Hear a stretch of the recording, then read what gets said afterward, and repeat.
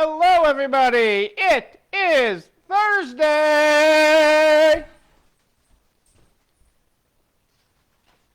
How are you doing tonight? Hello, Kitty. Happy Thursday. Jennifer. Great to have you here. Happy Thursday, everybody. What are you grateful for? It is the first night of Hanukkah. We've got the menorah going on in the background there. We've lit the first candle. I'll tell you about it later. How are you this Thursday night? Thursday. Alrighty, people. You are flying through this week. We are flying. He can fly. You can fly. You can fly, folks. How are you tonight? What are you grateful for? Oops, I'm hitting the wrong button there. What are you guys grateful for? It was close, but Kitty still beat you out, Jennifer. Great to have you here. Tell me all about your Thursday and what you were grateful for. I had a fairly productive day at my desk today. It was a long day at my desk, but fairly productive. I hope your day was productive as well. I do. But tell me about it. I can't believe it's Thursday already. Thursday. Hey, Kelly, how are you? Happy Thursday to you. What are you grateful for this Thursday night? Thursday Night Live. We are here.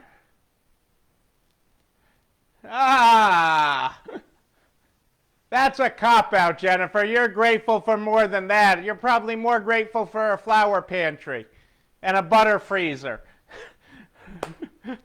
Oh, but it was great talking with you and Brad today. It really was. I really enjoyed catching up with you and Brad. I always enjoy working with the two of you and catching up. You had a half an inch of snow and now it's pouring rain. Well, that's a toss-up. I don't like the snow. I don't like a cold rain. I wish I had video going towards my building at my warehouse. Supposedly I have a guy there tonight doing the leaves out of the gutter in the dark on a slope like this. I don't want to see it. I hope that the guy isn't there on the ground in the morning. Well,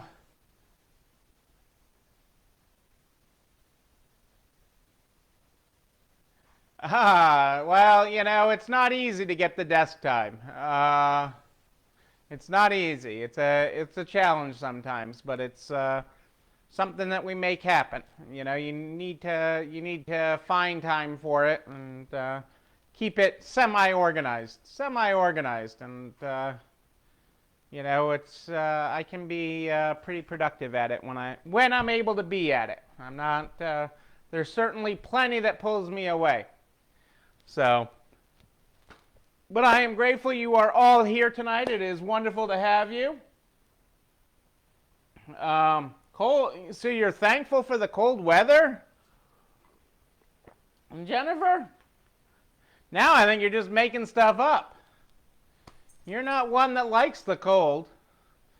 Well, you say you do, but then you don't. When it gets too cold, when it's below 50, I think you're in trouble. But I was glad to hear Brad was back in shorts. That it had warmed up enough that he could be back in shorts. So, all right. Well, let's get this party started here tonight, because I was definitely more ish than 8 tonight. Definitely more ish than 8. We're in the Good Morning, Good Night book. The Good Morning, Good Night book is how we start this program every night. Every night. Tonight we are on page 18, which is really kind of appropriate because that's Chai in the Jewish religion, and it's the first night of Hanukkah. Chai is a good luck and good feeling, and is a token of good luck. So a lot of things in Jewish lore you'll see in 18. If you're making a donation, you make $18 or multiples of 18. And so the fact that our Good Morning, Good Night book is on page 18 tonight is pretty cool. Good morning. Check your pockets. Got your keys?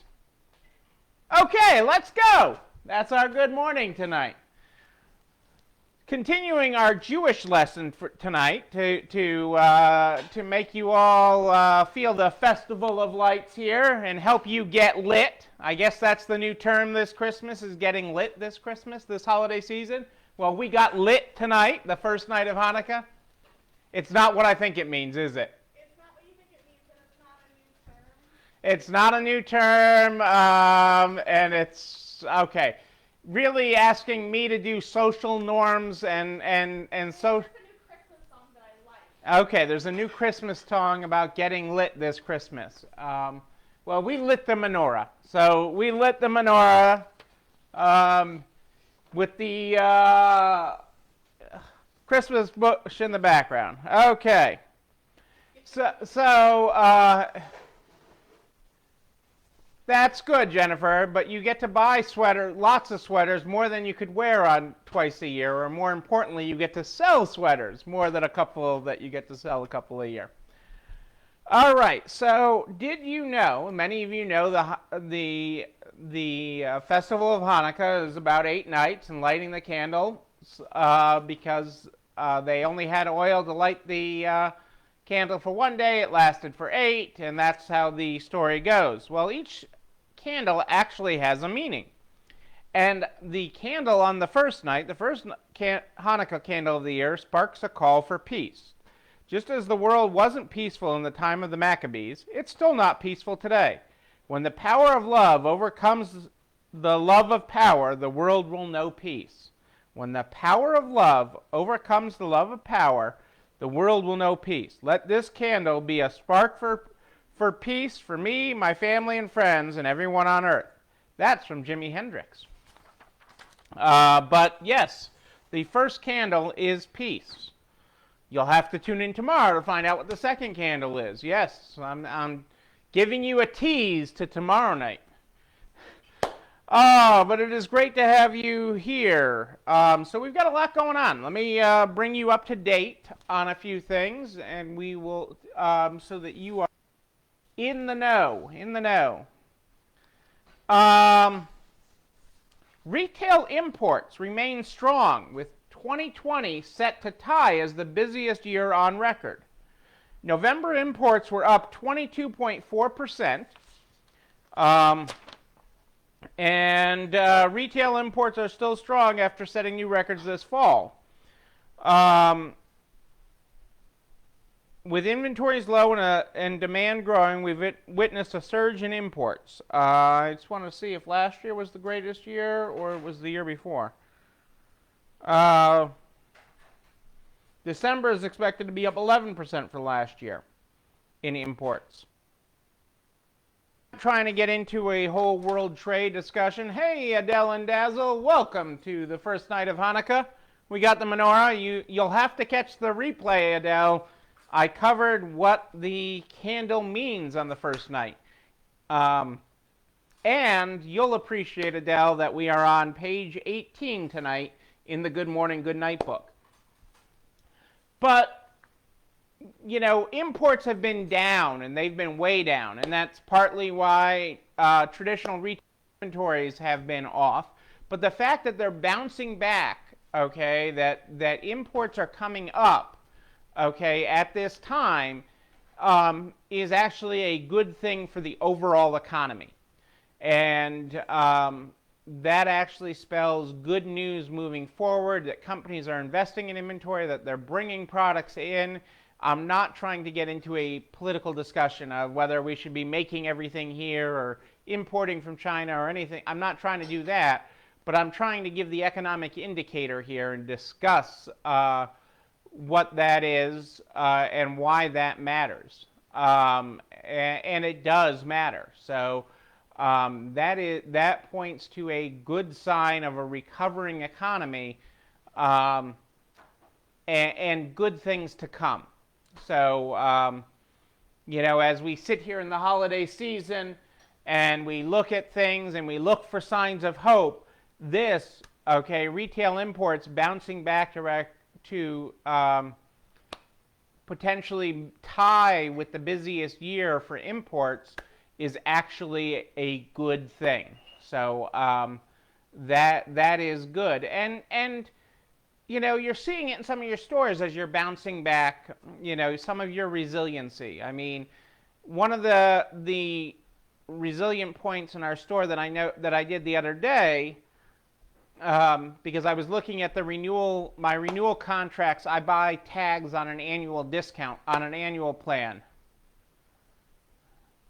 On the annual discount that I buy, it's based on volume of what I'm expecting to use next year. And one of the things as I was doing it, I was readjusting our quantities and stuff, was that we're getting pretty close to running what we do a year. It's a little bit of everything, Kelly, is coming in, so I'll come back to that. But, they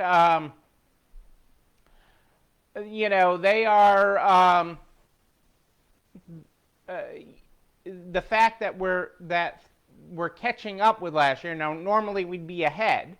So the fact that we're catching up with tag usage from last year, even though we were closed for months and didn't have the output for those months that we did, is an encouraging factor. And I know many of you are seeing some of that just in the volume of merchandise that you're handling. To Kelly's question about what is being imported, that is a fair question. This article didn't get into it, but I do know that PPE is being imported in astronomical quantities because the companies that pivoted in the U.S. to making PPE, and I don't think I've talked about this, but the companies that pivoted to making PPE and making all sorts of stuff, from masks to gowns to hospital gear, and we're selling it, and we're keeping Americans employed that used to do something else. Okay, I mean, for example, my cousin's company that manufactures trade show booths, and he kept over 100 people employed making PPE and stuff. But when the Chinese imports started coming in, I mean, in unbelievable numbers, it just clobbered everybody that was doing that. It just clobbered everybody because it was at a price point and everything else. It was just killing all of this American manufacturing that ramped up for that. It is destroying, that pivoted and ramped up. So it's disappointing, that side of it. But yes, there's furniture coming in. Yes, there's actually, I know there's clothing starting to come in. There's all these different things that are starting to come in. And I'll see if I can get some actual percentages of year-over-year imports. But there's starting to be some bright spots, especially for the apparel industry, in that apparel imports are starting to pick back up.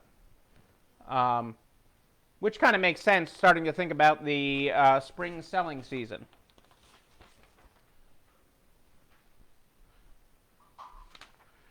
Super Saturday. When is Super Saturday? It is the last Saturday before Christmas, December 19th this year, so not this weekend, but next weekend. Is still expected to be the second busiest day of the holiday shopping season. But it's not expected to be as big as previous years. But it should be a big local day, okay? It should be a big local weekend next weekend. As long as you don't have any major storms in your area, it should be good for a big major weekend that weekend. But it shouldn't be. Some of the reasons it won't be as big is because there's almost a full week till Christmas Day, where many years where the Saturday is so much bigger is when it is a closer spread between when that Saturday is and when Christmas Day is. But they are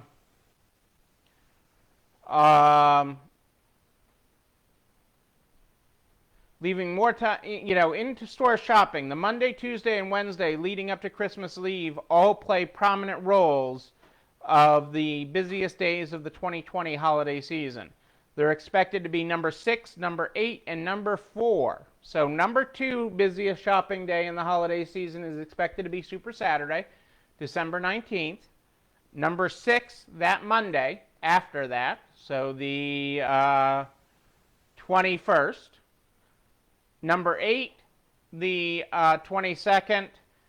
And the number 4 day, the 23rd. So having your stores reminding people that you are there locally, okay, to be able to source is going to be huge. That messaging, okay, frequently and often to shop that you have stuff in stock, no waiting for shipping.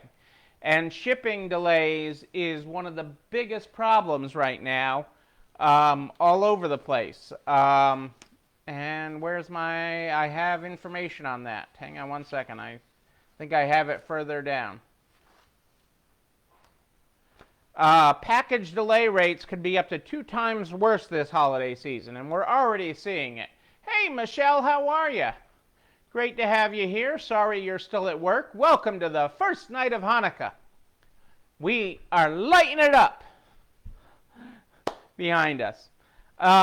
But package delay rate could be up to 2 times worse this holiday season. I mean, we're seeing it with all sorts of packages already. I mean, and people are already stressed about it. I mean, I've got, I know of a couple customers today that were like freaking out that they haven't received their package yet. And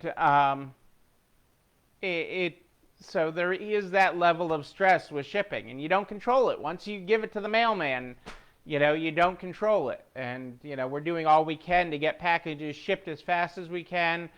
We're using priority mail or first class. And thank you, Rose. Happy Hanukkah. Thank you. We got the menorah going here. You'll have to catch the replay on the stories that I told of Hanukkah earlier. During the period,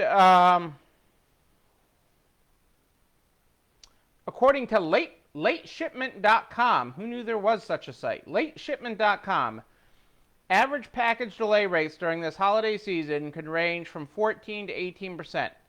That makes the package delay rate between 1.5 to 2 times worse than any past holiday season. Highly populated areas like New York, Los Angeles, and Chicago could face delays between 25 and 30%.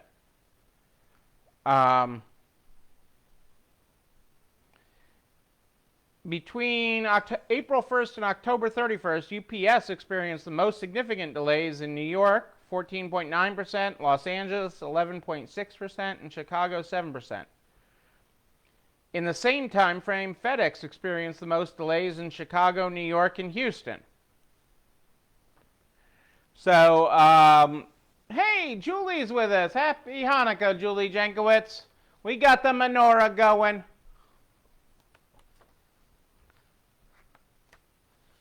One of the things that they are talking about is that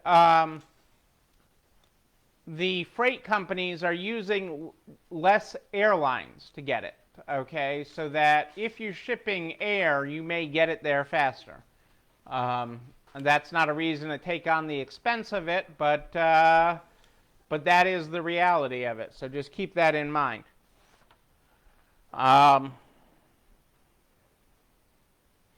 Speaking of clothing, our friends at JJill has sales down on the year nearly 30% as it climbs out of their deep hole. Their third quarter sales were down 29% year over year, which is an improvement over quarter 2 when it was half of what it was in 2019.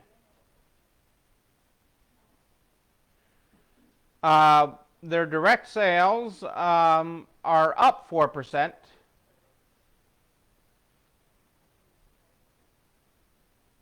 And they still lost $24 million on the quarter, which is still a lot of money. They've stayed out of bankruptcy. They've been one of the retailers that has stayed out of bankruptcy, but they are, it's still a tough go, but they're looking for a much better spring is their hope, and a holiday season. All right, Julie, got your menorah out and your tree. Very proud of you. Samesies. What? Samesies. Samesies.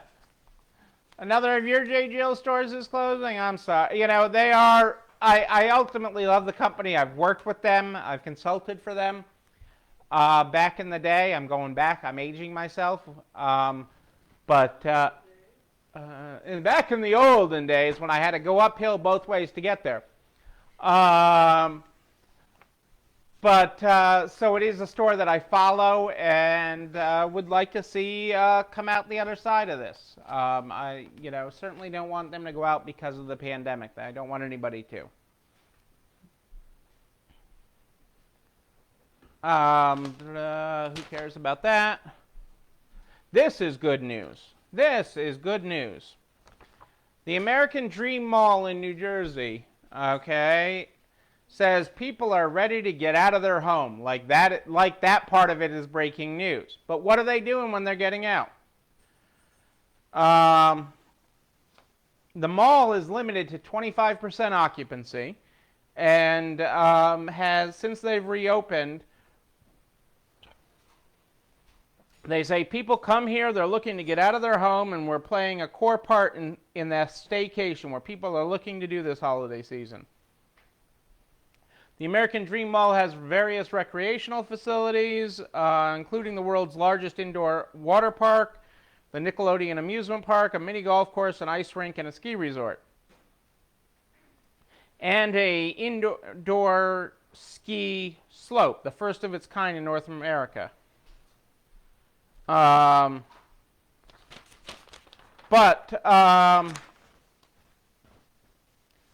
have been many times, many days, where the whole mall is at 25% capacity.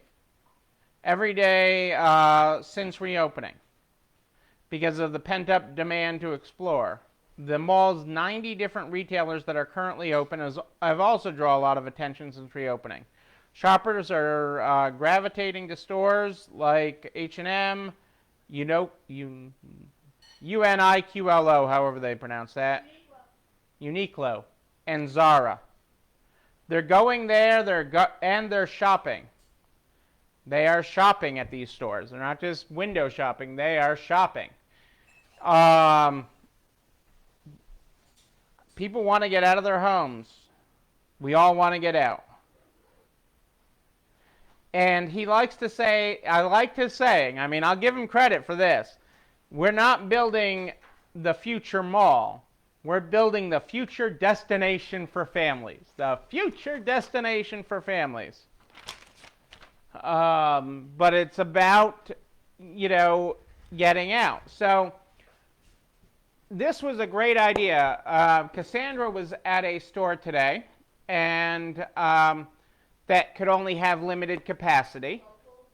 A local store. Huh? Shop local. Okay, she was at a local store today, a local small business that, because of their size, has size limit, has occupancy limits, just like the mall, the American Dream Mall, and just like, they're enforcing on the big boxes like Costco and things in different areas.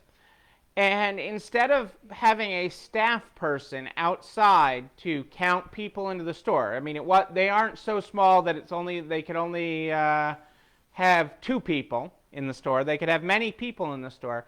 So they had their shoppers each take one of the handheld shopping baskets. So if there were handheld shopping baskets available outside, you could take one and enter the store. If there were no handheld shopping baskets outside, you had to wait. So if you're in an area that you have to measure store capacity and only let a certain number of people in, this was a great tool to do that with. So using handheld shopping baskets, you could do it with bags, you could do it any way you want. But handheld shopping baskets, they had a little stand outside, and if there was a shopping basket available, you could go in. If there wasn't, you had to wait until somebody came out and they restocked that. They sanitized and restocked it. But it was a great way to be a part of that and keep that going.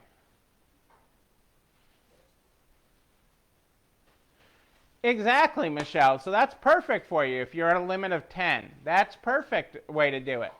I'm glad I could share that. Oh, I'm sorry that you're at a limit of 10, but I want to, keep everybody safe. Our Trader Joe's, Patty, hasn't gotten smart enough to do that yet. To count, our Trader Joe's has staff outside. They aren't doing it with cart limitations. But, huh? Yeah, our Trader Joe's here have it staffed outside, but that's also part of the Northeast mandates have required that, have actually said in their mandates to require that. But this was a great way of doing it for a small business. And without having to count, did they leave? Are they in the dressing room, or where are they? That's correct. So they're taking the basket from you at the register, sanitizing it, and putting it back out. So that's how they're doing it, Kelly. So they're sanitizing it before they put it back out. They're not having the customer put it back out. So it's a catch-all with it, but that's how they're doing it. I thought it was ingenious to be able to keep their boutique open and to help you keep your boutiques open as you're working this. It is all about how do we adapt and survive in all this. And, I give kudos to that boutique. I mean, that makes me want to shop there. If I shopped, I'm not a shopper. You should, they've got some cute things. I should shop there. They have some cute things. Oh, she could make a list, but if only she would. I do like it when you do that. I've said it here on TV. Oh, if it's on the internet, it's true. If I've put it on the internet, it's true. Well, Florida is a unique animal.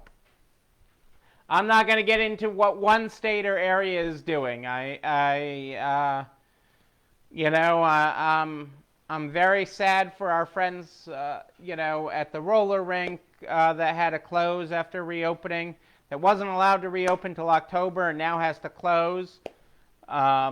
You can't roller rink, but you can ice skate. I feel terrible for them. They're such nice people, and it is. My biggest problem with all the regulations is all of them know why we're seeing this surge. I mean, it is evident why we are seeing it. All of them, all the governors have talked about, and government officials have talked about the Thanksgiving surge and people gathering and everything else, and that didn't happen in the things that they're restricting. But I digress. It's not like it can't happen in those places. There is a wish list function in Shopify. We have it. It's an app, Kelly. You can get a wish list app. I'm not sure. Yeah, I know it's an app. I'm not sure which one we use, but we have the wish list functionality in there. I can, if you email me, I'm sure I can look up what app we use. I don't know what app we use for it, but there is a wish list app, and I want to say we're even on the free version of it. It has a subscription if you are. If you have so many wishes in a month or something that you go over, then it's a small fee. But I want to say we're on the free one because I got a notice last month that says we're about to max it out. But it's on a monthly thing of how much you're free. But yes, absolutely, because people like men. I remember when my peanut gallery had wish lists at the jewelry stores. Hey, Angie is checking on it for me. So there, I don't need to look. I like it when my peanut galleries all chime in. She's probably Googling it. Okay, we talked about, I didn't even realize Angie got on. She didn't say hello or nothing. I'm feeling a little hurt. IKEA's decision to shut down its catalogs bucks the current retailer trends. So, there's a lot of news. We talked about it the other night.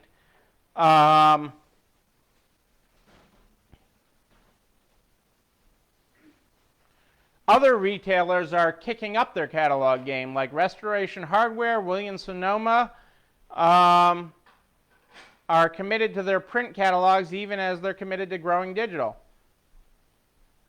And even Amazon has launched their own catalog in recent years.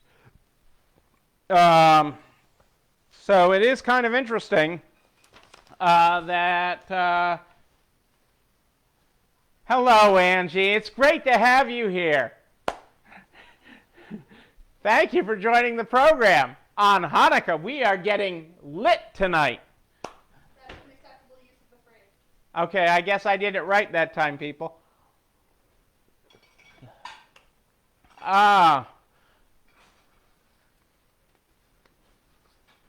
Nuggets are not just for McDonald's anymore. Nuggets are not just for McDonald's.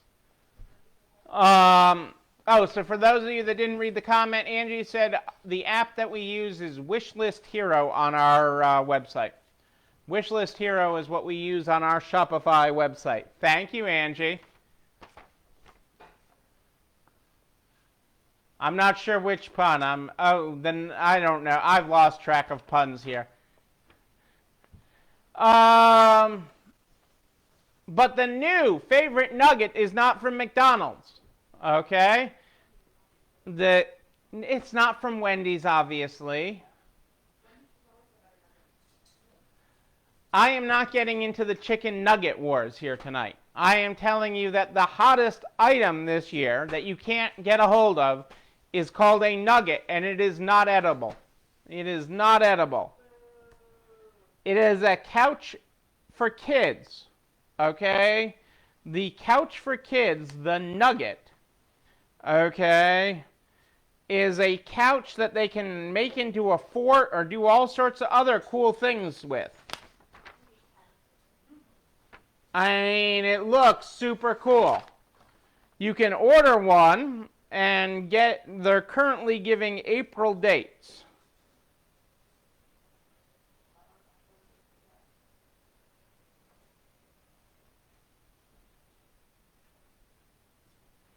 They've seen increased usage over the last few years, but they haven't been able to keep up with the buying frenzy caused during the pandemic.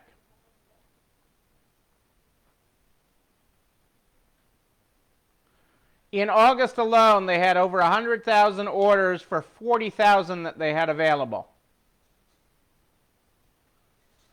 which led them to create Nugget Lotto, where they drew names for each week from October through December to get the 60,000 nuggets more that they got in out by Christmas.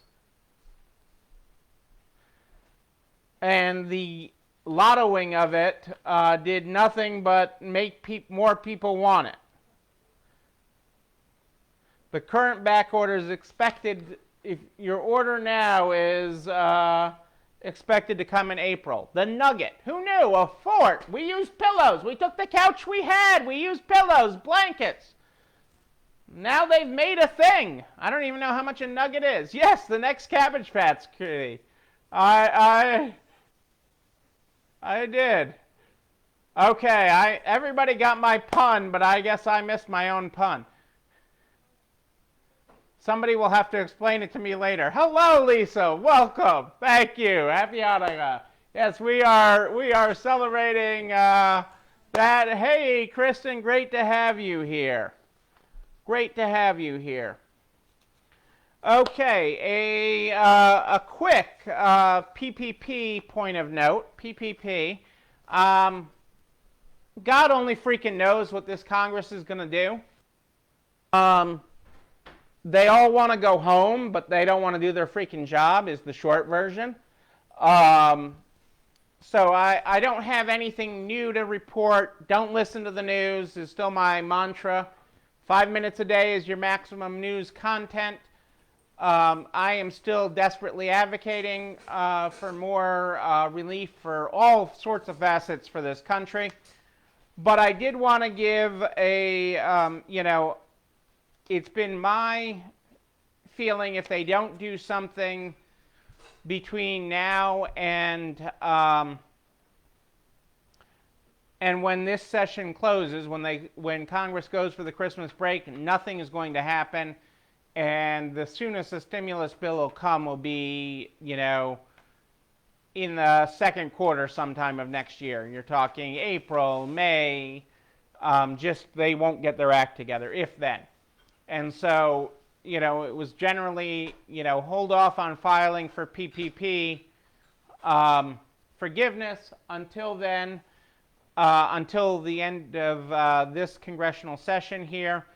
Our friends at Enterprise Bank are taking a slightly different look at it. They're saying if it doesn't happen by January 15th, so just before the inauguration, it's not going to happen. So they're giving the new Congress, while President Trump is still president, a couple of weeks to get something done before they recommend people apply for forgiveness if they haven't heard otherwise.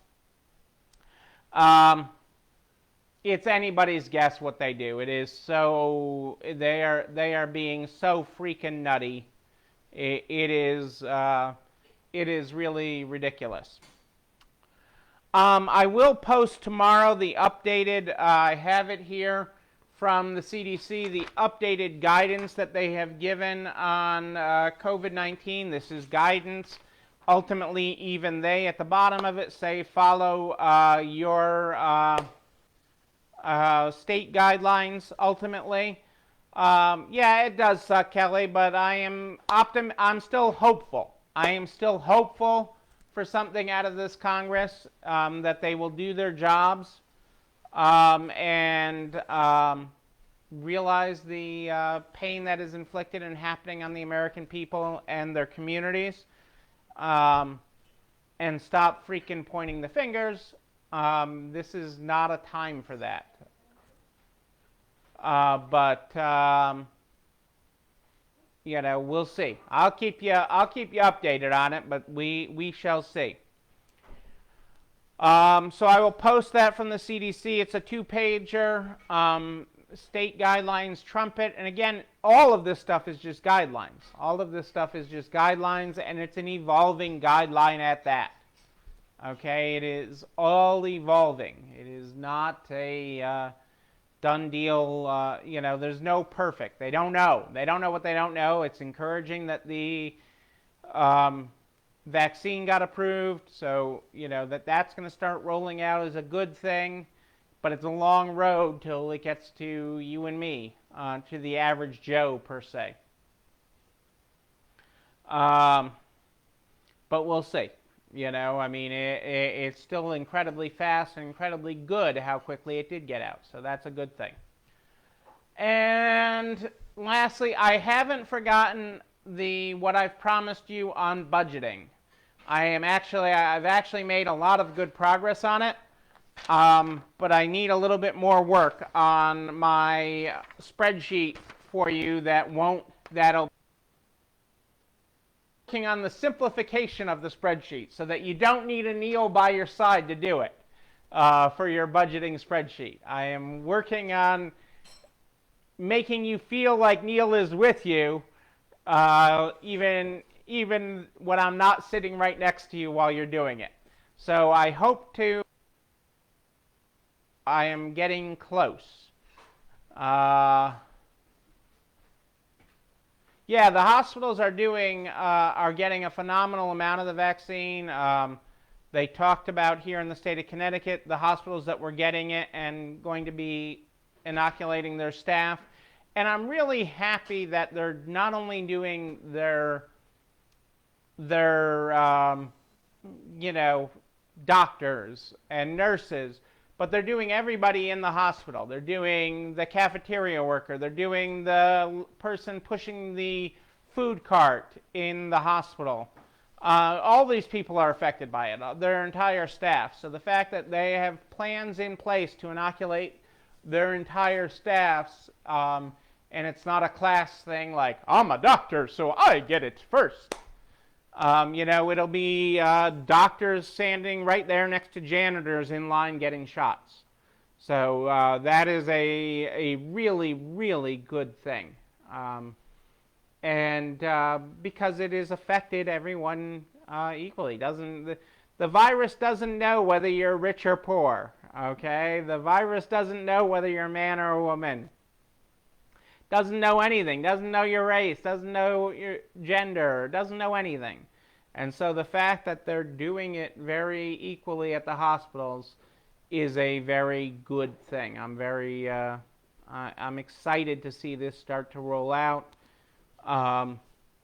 It is a 2-dose process with 3 weeks in between each dose, but it is good. I mean, there are some good plans for it. So the cavalry, as Dr. Fauci would say, is coming. I don't know if they're going to come on a horse or not, but they are coming. So I will work on the budget because I want to make it easy. I want you to just be able to plug things in and do the math and have it make sense so that we can talk about it. So I hope to have that. I'm getting really close. I'm pretty close. I'm front and back of a piece of paper, and it's not as intimidating as it looks, but I'm going to make it less intimidating. I will work on that for you.